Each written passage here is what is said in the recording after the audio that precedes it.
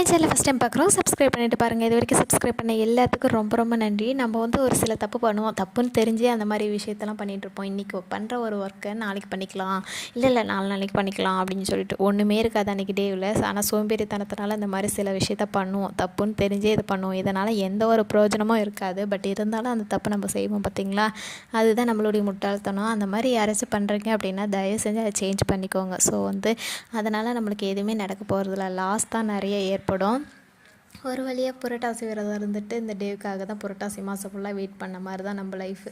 So வந்து ஃபுல்லாக வந்து நான்வெஜ் சாப்பிடாம புரட்டாசி விரதம் நல்லபடியாக இருந்துட்டு அன்றைக்கி வந்து ஃபேமிலியோட ஜாலியாக புரட்டாசி விரதம் விட்டுறதுன்றது ரொம்பவே ஹாப்பியான டேவாக அன்றைக்கி போயிட்டு இருந்துச்சு.